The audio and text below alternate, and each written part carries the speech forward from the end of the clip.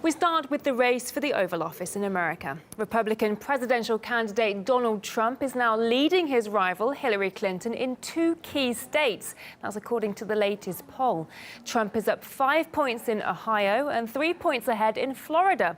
However, the gap between the two remains narrow, and similarities between the candidates don't end there.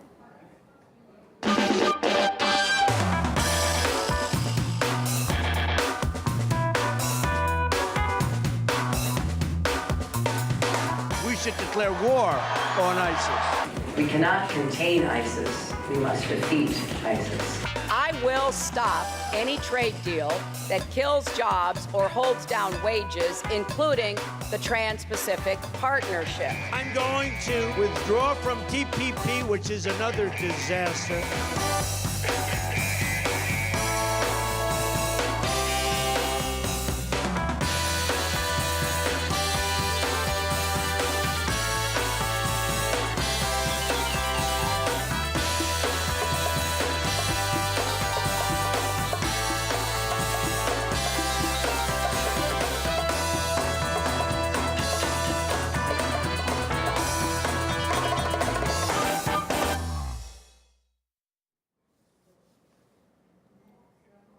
And it seems one of the few things that really divides the two candidates is their stance on Russia. Yet neither Clinton nor Trump can stop talking about the country for long. Russia, Russia, Russia, Russia, Russia, Russia, Russia's strongman, Vladimir Putin. Putin, Putin, Putin. If Russian intelligence is trying to tip the scales of this election, what Mr. Putin is interested in is creating chaos. Donald Trump's often accused of trying to cozy up to Moscow, most recently by Barack Obama, who slammed the Republican hopeful for his appearance on RT last week. The Trump campaign responded, calling Obama's statement unbecoming for a president of the United States. Well, following Obama's remarks, there was a barrage of headlines in the mainstream media, not only about the presidential candidates, but about Vladimir Putin. RT's Caleb Morpin went onto the streets of Washington to ask American voters how much they really care about Russia's so-called role in the U.S. elections. As election season intensifies here in the United States, almost no major campaign event goes by without talk of Russia. But is Russia really the issue that American voters are most concerned about? We decided to take to the streets of D.C. and find out. So what are the top 3 issues that concern you in the elections? Inequality, maybe security issues, and let's see what else. Yeah, I'll say education. I think the economy, but also just civility. And I would guess the other thing is obviously war and peace. Actually, top issues for me would be just making sure that they're going to take care of us. And when I say us, I mean my race, you know what I mean? And then not just my race, but all race, because all of us, all lives matter to me. So they're so worried about each other's problems, and they're not like worried about the nation's issues and like the economy.